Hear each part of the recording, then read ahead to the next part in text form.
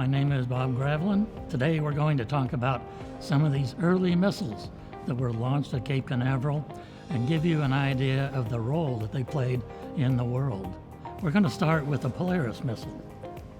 This was tested back in the 1950s, and it was a Navy missile. Even though it was Navy, it was actually tested on an Air Force base. Back in those days, it was called Air Force. Today, it's Air Space Force. That missile was designed to be launched from submarines. Okay, this missile is called a Matador. It's an intermediate range cruise missile. And look, if you look at it, it looks like an airplane. It has wings. It was designed to fly about 400 miles. And this is a missile, one of the missiles that was dispersed to Europe during the Cold War. And some of them went to Turkey and some in the Eastern Germany, aimed towards the Soviet Union during the Cold War. This missile is called the Bomark. It was designed to do one thing. It was designed back in the 1950s to shoot down incoming bombers. Because back in those days, we were afraid the Soviets had bombers that could reach us. So this missile was designed to shoot them down when they come in. Later on, I'll give you a little more about that Bomark. It was manufactured by the Boeing company. This missile is called the Mace. This is the improved version of the Matador. It was actually had double the range of the Matador, and some of these missiles were also put into Europe during the Cold War. Now, this missile is called the Jupiter. This is actually a derivative of the Redstone rocket. And the Redstone is a derivative of the German V-2 rocket, all designed by Wernher von Braun. Now, this is a missile that put America's first satellite into orbit on Complex 26.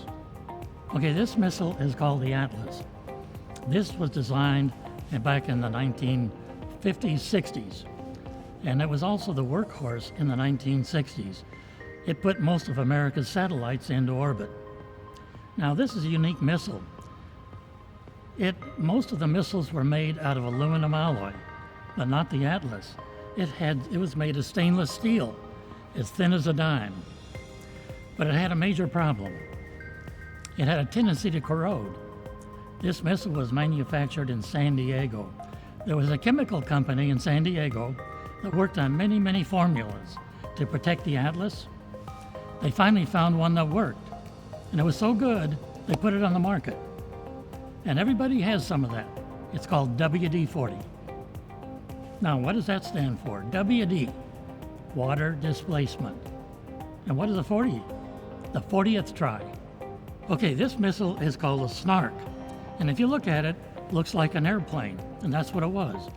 It was designed to do one thing: fly 6,000 miles, drop an atomic bomb on Moscow. Now, why do we want to do that? When World War II ended in 1945, remember the Cold War? It started the Berlin blockade. We had to have some way to hit Russia with an atomic bomb if we had to. Now, our B-29 bombers could do it, but they couldn't return.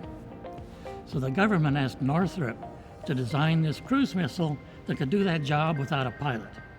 And so it's called a Snark. Now, the way it worked, it had to fly 6,000 miles. Remember, this was designed back in the 1950s. How would you design a cruise missile that could fly 6,000 miles and hit its target with an accuracy of 1/4 of a mile? Well, that's a hard thing to do. So how did they do it? Like the ancient mariners, they navigated by the stars. There were 3 telescopes that looked at stars. They could, sensitive enough, they could see stars in daylight. We had a major problem. You had to, when the missile would fly, it would lose a star over the horizon. There had to be a memory unit to tell the telescopes where to swing around and pick up another star. Now remember, back in the 50s, we had no transistors. So what they have? Thousands of little vacuum tubes as a memory. That was our star chart. Okay, now, once it got over the target, what did it do? It dropped an atomic bomb. Where's the bomb? The bomb is a nose. You see this seam right here? When it got over the target, there were 3 explosive bolts that fired and it dropped the nose, which was the bomb, and it headed on down to the target. And that's how it worked. Okay, this missile is called the Agena B. Now, what this missile did, it was a second stage on top of the Atlas rocket. It serviced the Gemini program. Now, remember how that program worked. The Gemini capsule, two-man capsule, was launched on top of a Redstone, on top of a Titan rocket. And once it got into orbit, the Agena was up there waiting for it. The nose of this Agena had dropped off, and there was an adapter ring on the nose of the Agena. And it was designed so that to give the astronauts practice in docking with another vehicle in orbit. So the Gemini capsule then docked with the Agena. Now the Agena B had a unique thing with it. The engine was able to be restarted. So once the astronauts docked with the Agena, they could fire the engine, change the orbit. So the astronauts had control up in orbit. And incidentally, at the Gemini program, America's first spacewalk occurred out of a Gemini capsule. This is the Pershing. Now the Pershing was designed, it was on a transporter, so it was very mobile. And that was one of the missiles that was also stationed in Eastern Germany and Europe after the Cold War, or during the Cold War, aimed towards the Soviet Union. Now, the Cold War almost became a hot war. Remember, the missiles were in Cuba, and we had our missiles in Europe aimed at each other. That war almost became hot. Suddenly, they changed, and they developed a treaty called the INF Treaty. That's where we pulled our missiles out of Europe, the Soviets pulled their missiles out of Cuba, and we had to agree to one additional thing. We had to notify the Soviets the location of every one of our Pershing missiles in America, including displays. Now, this display we had at our museum, and in about every 6 months, a group of Soviets would come to our museum and file outside and look at the Pershing, turn around, and disappear. I think they just wanted to come to Florida. Okay, I remember I talked about the Gemini program. If you take a look, this is a Gemini capsule. That's actually a boilerplate. Now that was used for buoyancy tests and also for testing of the astronauts getting in and out and things of that nature. Now, the program before the Gemini was Mercury. So Gemini is a two-man capsule. Mercury is a one-man capsule.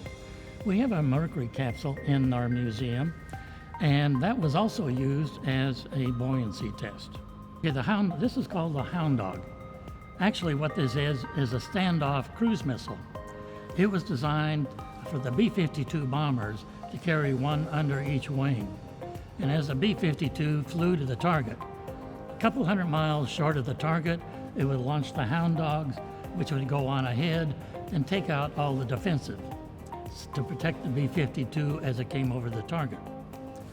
Now, one thing unique about this, when the B-52 was sitting on the runway with a Hound Dog under each wing, they would fire up the engines on the Hound Dog. And if you notice, that engine used the same jet fuel as the B-52.